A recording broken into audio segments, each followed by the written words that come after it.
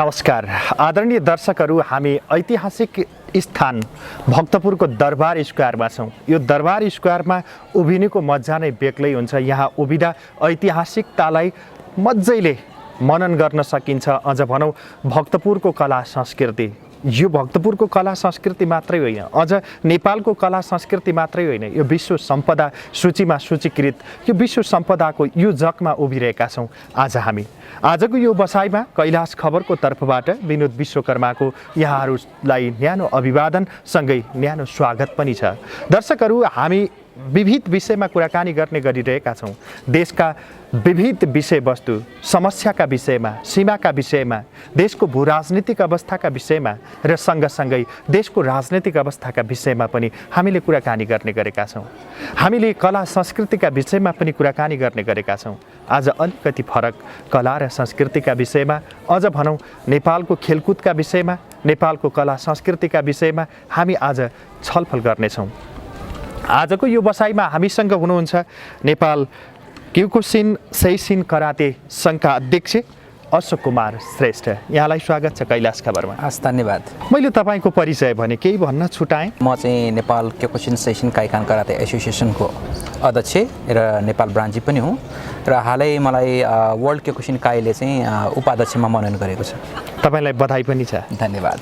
अब अहिले हामी विषय प्रवेश गरिहालौँ। तपाईँहरूले जुन यो नेवा संस्कृति जगेर्ना गर्ने भनेर लागिराख्नु भएको छ नि, के हो यो नेवा संस्कृति जगेर्ना गर्ने भनेको? अब यस्तो छ, वास्तवमा जुन हाम्रो परम्परादेखि चलिआएको जुन नेवारको जुन कला छ, संस्कृति छ, भाषा छ, यो कुराहरूलाई चाहिँ कस्तो छ भने अहिलेको जेनेरेसनले चाहिँ जुन बिस्तारै लोप हुने अवस्थामा आइसकेको स्थिति भएको हुनाले चाहिँ हामीले चाहिँ यो नेवार कला संस्कृति भाषा जुन पहिचानका कुराहरू छन्, जस्तै नेपाललाई जुन पहिचान गरिरहेको जुन नेवार कलाका भाषाका कलाका कुराहरू, संस्कृतिका कुराहरू, संस्कारका कुराहरू, त्यो कलालाई चाहिँ अझ जीवन्त राख्नुपर्छ, यसलाई चाहिँ जगेर्ना गर्नुपर्छ भनेर चाहिँ हामीले चाहिँ अब हाम्रो नेवार संस्कृति कला अनुसार हाम्रो जुन विभिन्न खानेका परिकारहरू छन् नेवारका, त्यसै गरी वेशभूषाहरू आफ्नै छन्, आफ्नै लिपिका कुराहरू छन्, आफ्नो वेशभूषा लिपि यस्ता कला संस्कृतिहरूलाई चाहिँ हामीले जगेर्ना गर्नुपर्छ भनेर चाहिँ हामीले चाहिँ यो खेलकुद मात्र नभइकन मैले चाहिँ जस्तै नेप्लिज फेसन होम अन्तर्गत रहेर एउटा एज अ अर्गनाइजर अब हामीले चाहिँ विभिन्न अहिलेको जेनेरेसनलाई चाहिँ हामीले चाहिँ तालिमहरू दिने गरेका छौँ, ट्रेनिङहरू दिने गरेका छौँ, ताकि हाम्रो चाहिँ त्यो जुन पहिलाका संस्कृतिहरू, संस्कारहरू, भाषाहरू चाहिँ त्यो अहिलेको नयाँ पुस्तामा चाहिँ हामीले हस्तान्तरण गर्न सकौँ। तपाईँहरूले जुन अहिले भनिराख्नु भएको छ नि, जुन नेप्लिज फेसन होम यो कार्यक्रम हामीले गर्दैछौँ, के हो त्यो? तपाईँहरूले गर्न लागेको चिज चाहिँ के हो त्यो?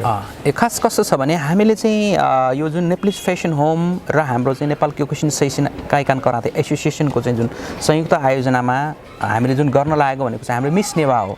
यो मिस नेवा भनेको कस्तो छ भने नेवार जुन युवतीहरू जुन 16 वर्षदेखि 24 वर्षभित्रका हाम्रो युवतीहरूलाई चाहिँ अहिलेको कला के हो, संस्कृति के हो, जुन हाम्रो जुन नेवार कलाहरू, हामीले यसमा चाहिँ भोजका कुराहरू सिकाउँछौँ, नेवार लिपिका कुराहरू सिकाउँछौँ, त्यो के हो त, त्यो कस्तो थियो पहिला र अहिलेलाई त्यसलाई जगेर्ना गर्नुपर्छ कि पर्दैन। हाम्रो बिस्तारै कस्तो छ भने नेवार भाषा बोल्ने अहिले बच्चाहरू कम हुँदै गइसकेको स्थिति छ र त्यो मात्र नभइकन जस्तै नेवार हाकु पटासी जुन हाम्रो वेशभूषाहरूका कुराहरू छन्, गहनाका कुराहरू छन्, त्यो लोप हुँदै गएको स्थितिलाई चाहिँ हामीले त्यसलाई जगेर्ना गर्नुपर्छ, हामीले संस्कृतिलाई चाहिँ जोगाइराख्नुपर्छ, हाम्रो कलालाई जोगाइराख्नुपर्छ, हाम्रो भाषालाई हामीले लोप हुन दिनुहुन्न भनेर चाहिँ हामीले चाहिँ अहिलेको जेनेरेसनलाई चाहिँ एउटा नयाँ तरिकाबाट, जस्तै अब हुन्छ नि, अब जस्तै अहिले मोडर्न भइसकेको छ जमाना, त्यो मोडर्न भइसकेको जमानालाई चाहिँ हामीले चाहिँ त्यसलाई पनि एउटा चाहिँ क्याच गर्ने हिसाबले अब त्यो संस्कृति अहिले नेवार अहिलेको जुन बच्चाहरूलाई चाहिँ मनपर्ने तरिकाले चाहिँ ढालेर चाहिँ एउटा चाहिँ कस्तो छ भने नेवार सुन्दरी प्रतियोगिता, एउटा ब्युटी पेजेन्ट, जुन चाहिँ कस्तो छ भने ब्युटी पेजेन्ट मात्र नभइकन एउटा चाहिँ कल्चरल पेजेन्टको रूपमा चाहिँ हामीले चाहिँ विगत नेप्लिज फेसन होमले चाहिँ विगत 17 वर्ष अगाडिदेखि नै गरिआएको हो। यसमा चाहिँ विगत यो 3-4 वर्ष अगाडिदेखि चाहिँ हामीले चाहिँ उहाँलाई चाहिँ जस्तै हेमाजीले विशेष गरी उहाँ चाहिँ चेयरम्यान हुनुहुन्छ, विशेष गरी उहाँले गरिराख्नु भएको कुरालाई मैले त्यसलाई चाहिँ कस्तो एउटा चाहिँ साथमा एउटा साथ यो नेवार कला संस्कृतिलाई जोगाउनुपर्छ भनेर एउटा साथको रूपमा साथ दिनको लागि चाहिँ हामीले चाहिँ पार्टनर अर्गनाइजेसनको रूपमा हामी काम गरिरहेछौँ र त्यो मिस नेवा अहिले चाहिँ कस्तो छ भने हाम्रो 15औं संस्करण हो। त्यो चाहिँ विशेष उद्देश्य भनेकै हाम्रो चाहिँ जुन नेवार भाषा वेशभूषा कला संस्कृति र संस्कारलाई हामीले जगेर्ना गर्ने उद्देश्य नै हो। त्यसभित्र के पर्छ तपाईँहरूले त्यहाँ जस्तै गर्ने कुराहरू त्यत्तिकै त मिस्ने वा हुँदैन होला होइन? होइन, हामीले कस्तो छ भने पहिलो कुरो त हामीले त्यसमा चाहिँ कस्तो छ भने हामी जुन अडिसन गर्छौँ सेलेक्सन गर्छौँ त्यसमा चाहिँ हामीले त्यसलाई यति हाइट चाहिन्छ, यस्तो राम्ररी हुनुपर्छ होइन, यस्तो हुनुपर्छ भनेको हाम्रो त्यस्तो कुनै क्राइटेरिया छैन।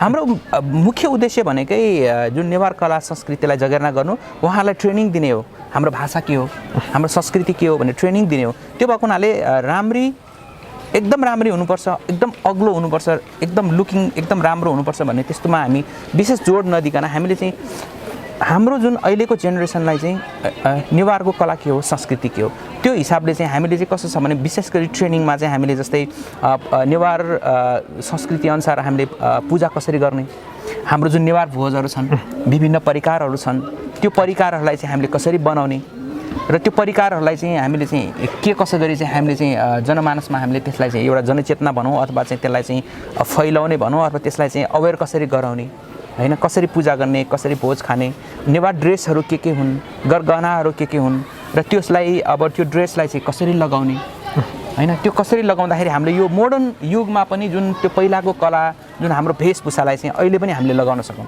अहिले विगत 17 वर्षदेखि जुन यो कार्यक्रम गर्दै आएकोमा एउटा रेभोल्युसन जस्तै पनि भइरहेछ। किन भन्दाखेरि अहिले तपाईँले मार्केटमा अथवा बजारमा हेर्नुहुन्छ अहिले त्यो अहिलेको नयाँ जेनेरेसनले पनि त्यो हागुपटासी लगाएको नेवार ड्रेस लगाएको तपाईँहरूले देख्न सक्नुहुन्छ।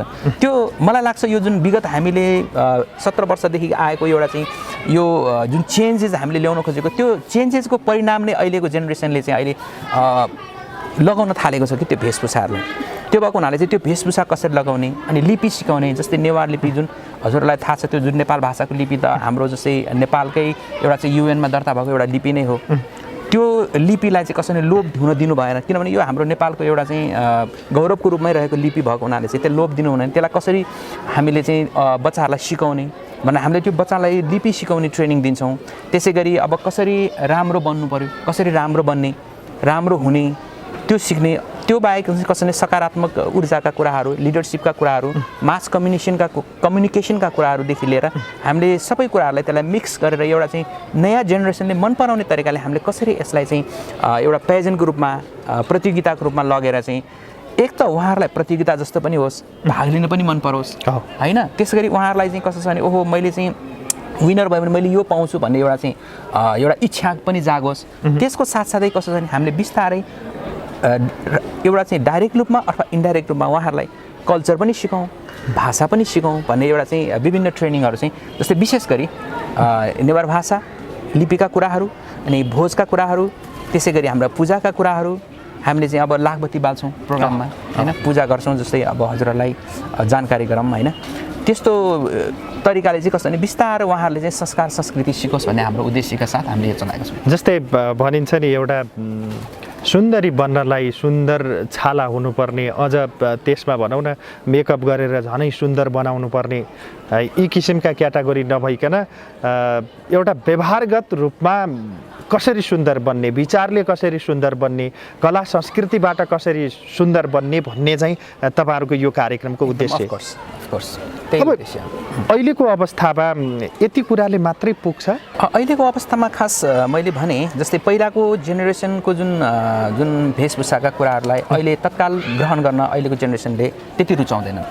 त्यो नरुचाउँदै पनि हामीले अब त्यसलाई कसरी रुचाउने बनाउने होइन।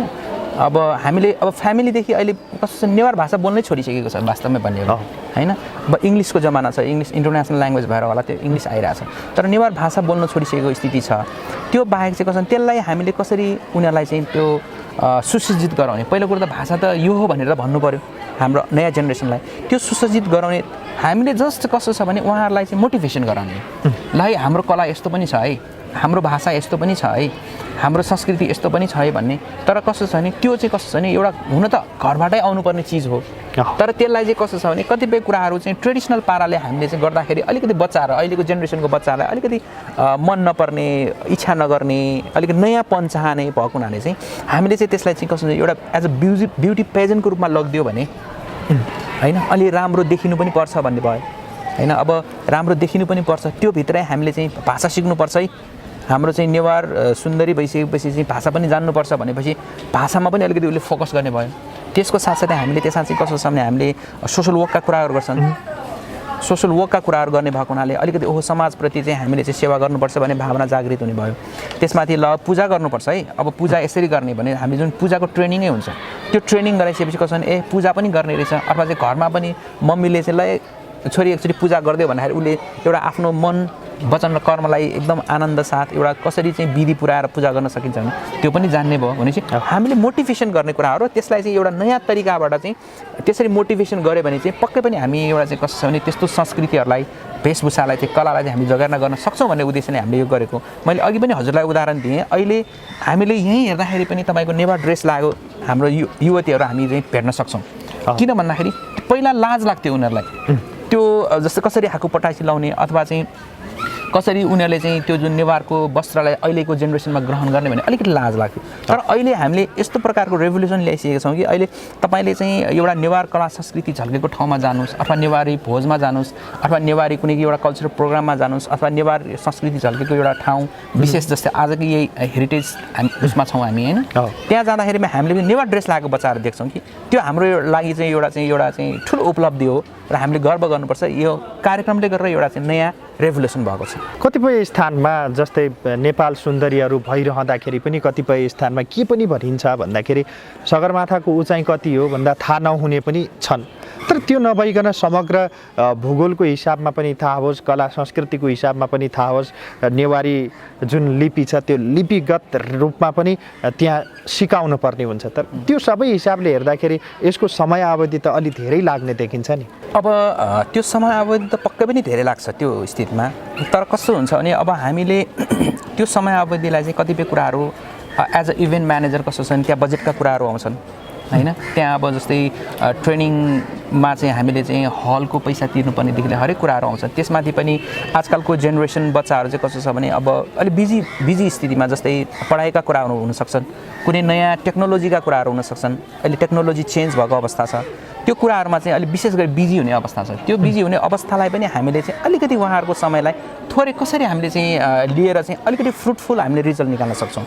कम्तीमा अवेर भयो भने पनि, कम्तीमा थोरै इन्फर्मेसन मात्र हामीले दिन सक्यो भने पनि, थोरै मात्र हामीले चाहिँ नेवार जुन कला भाषा संस्कृतिका हामीले चाहिँ चेतना मात्र हामीले राखिदिन सक्यो भने पनि उहाँहरूले चाहिँ त्यो बिर्सिन सक्दैन र आफ्नो जेनेरेसनले भोलि आफ्नो बुवा आमाको जेनेरेसनबाट आफूमा आइसकेपछि त्यो उसले आफ्नो बच्चालाई दिन सकोस्, ताकि हाम्रो नेवार भाषा त यो छ है भन्ने सानो एउटा जुन हाम्रो जुन प्रयास नै भोलि ठुलो बन्न सक्ने स्थिति छ।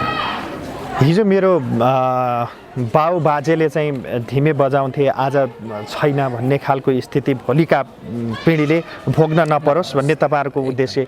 यो सँगसँगै अहिले जुन पछिल्लो क्रममा युवा पिँढीमा अझ कुलतको कुरा छ होइन, विभिन्न किसिमका कुसंस्कारहरू पनि आइरहेका छन्।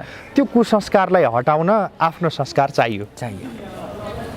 त्यसो गर्दाखेरि पछिल्लो पिँढीले कुनै यो पुरानो संस्कृति सिक्नलाई अप्ठ्यारो मानेको, हिचकिचाहट भएको त्यस्तो खालको छ हैन? त्यस्तो स्थिति मैले अघि पनि हजुरलाई निवेदन गरिसकेँ कि यो वास्तवमा भन्यो भने चाहे नेवारमा मात्र होइन, जस्तै अब तामाङमा हुनसक्छ, राई लिम्बूहरूमा हुनसक्छ। त्यो कस्तो छ भने जुन पहिलेदेखि जुन आइरहेको जुन कला संस्कृतिहरू छन् बिस्तारै लोप भइरहेको स्थिति छ। भाषाका कुराहरू भए, नेवार भाषा बोल्न छोडिसके, तामाङ भाषा बोल्न छोडिसके मान्छेले हैन, लिम्बू भाषावाला, त्यो बिस्तारै लोप भइरहेको स्थितिमा त हामीले त्यो भाषा संस्कृतिलाई हामीले जगेर्ना गर्न सक्यो भने हाम्रो बाजे पालाको जुन पुस्ताको कुराहरूलाई हामीले आफ्नो नाति पनातिसम्म पनि हामीले चाहिँ ट्रान्सफर गर्न सक्यो भने त्यो एउटा कस्तो छ भने एउटा पहिचानको कुरा पनि हो नि। त्यो पक्कै पनि अब भनौँ न अहिले भर्खर हजुरले भने जस्तै अब विभिन्न नकारात्मक कुराहरू त्यस्तो पनि आइसक्यो भने हामीले जस कसरी मोडर्न स्थितिमा जाँदै पनि त्यो कला संस्कृतिलाई हामीले अँगाल्ने हो भने हामी एउटा पहिचानको रूपमा पनि हामी रहिरहने र त्यसमाथि एउटा अनुशासित एउटा चाहिँ हामीले जुन संस्कृतिको धनी हो नि त हाम्रो, त्यो संस्कृति पनि जोगिरहने भएको हुनाले चाहिँ हामीले चाहिँ अलिकति मोडर्न तरिकाले चाहिँ यसलाई लानुपर्छ भनेर हामीले यो प्रोग्राम सञ्चालन गरेका छौँ। अब अन्तमा तपाईँहरूको कार्यक्रम कहिले हुँदैछ र समग्र दर्शकहरूलाई के भन्न चाहनुहुन्छ? अब अन्तमा वास्तवमा हाम्रो कस्तो छ भने यो प्रोग्राम चाहिँ विगत 70 वर्षदेखि हामीले चाहिँ सञ्चालन गरी आएका हौँ। यो चाहिँ कस्तो छ भने नेवारहरूको एउटा पर्वको रूपमा उत्सव होइन, यसलाई हामीले चाहिँ महोत्सवको रूपमा लिनुपर्छ जस्तो मलाई लाग्छ। किन भन्दाखेरि अहिलेसम्म नेपालमा निरन्तर रूपमा हालसम्म यो 15औं संस्करण अहिले मिस नेवा हुँदैछ। त्यो 15औं संस्करणसम्म आइपुग्दाखेरि पनि विभिन्न बाधा अवरोधहरू, विभिन्न चाहिँ अब अप्ठ्याराहरू हामीले भोग्दै आउँदै पनि हामीले चाहिँ नेवार कला संस्कृतिलाई जगेर्ना गर्ने उद्देश्यले चाहिँ यो हामीले चाहिँ मिस नेवा नेपाल भनेर हामीले चाहिँ वर्षेनी हामीले गर्दै गरेका छौँ। र विगतमा यो कोरोनाको कारणले हामीले त्यसलाई चाहिँ स्थगित गऱ्यौँ र अहिले फेरि स्टार्ट गरेका छौँ। यो हाम्रो चाहिँ अब आउने फागुन 7 गते नेपाल एकाडेमीमा चाहिँ हामीले चाहिँ यसको फिनाले हुँदैछ र हामीले चाहिँ त्यो फिनालेमा चाहिँ अब सम्पूर्ण दर्शकहरूलाई हेर्न आउनु पनि म अनुरोध गर्दछु। त्यो मात्र नभइकन चाहिँ कस्तो छ भने जुन नेवार कला संस्कृतिलाई माया गरिदिनुहोस्। हाम्रो अहिलेको जस्तै जेनेरेसनले चाहिँ नेवारी भाषाहरू बिर्सिसकेको स्थिति छ, कला संस्कृतिहरू बिर्सिसकेको स्थिति छ। त्यो कला संस्कृतिलाई जगेर्ना गर्नलाई हामीले जुन एउटा चाहिँ प्रयास थालेको, त्यो प्रयासलाई तपाईँहरूले पनि निरन्तरता दिनुहोस्, सहयोग गर्नुहोस्, साथ दिनुहोस्। र मलाई लाग्छ यो सहयोग साथले एज अ नेवारको मात्र नभइकन सम्पूर्ण हाम्रो नेपालीहरूको लागि एउटा गौरवको एउटा चाहिँ पहिचानको विषय र गौरवको विषय भएको हुनाले चाहिँ पक्कै पनि तपाईँहरूले साथ दिनुहुनेछ। र अब आउने जुन यो कार्यक्रम चाहिँ पक्कै तपाईँहरूले हेरेर एउटा नेवार भाषा, संस्कृति, संस्कारलाई चाहिँ माया गर्नुहुनेछ। र माया गर्नको लागि चाहिँ एकचोटि चाहिँ नेपाल एकाडेमीमा फागुन 7 गते हुँदैछ, त्यो हेर्न आइदिनु भयो भने धेरै राम्रो पनि हुनेछ र त्यो साथको सहयोगको पनि आशा राखेको छौँ। हस्, महत्त्वपूर्ण विचार, समय र जानकारीका निम्ति यहाँलाई धेरै धेरै धन्यवाद। धेरै धन्यवाद छ। धन्यवाद छ। मलाई पनि दुई शब्द बोल्नलाई एउटा मौका दिएर जुन कैलाश खबरले चाहिँ मलाई यहाँ बोलाउनु भयो, त्यसको लागि म कैलाश खबरलाई पनि हार्दिक धन्यवाद दिन चाहन्छु। धन्यवाद छ। धन्यवाद। आदरणीय दर्शकहरू, हामीले आज हाम्रो पाहुनाको रूपमा अशोक कुमार श्रेष्ठ हुनुहुन्थ्यो। उहाँसँग विविध विषयमा कुराकानी गऱ्यौँ। नेवारी कला संस्कृतिलाई कसरी जगेर्ना गर्ने भन्ने विषयमा हामीले कुराकानी गऱ्यौँ। हामी यस्तै विषयवस्तुका साथ उपस्थित हुनेछौँ। आजलाई बिदा दिनुहोस्। नमस्कार।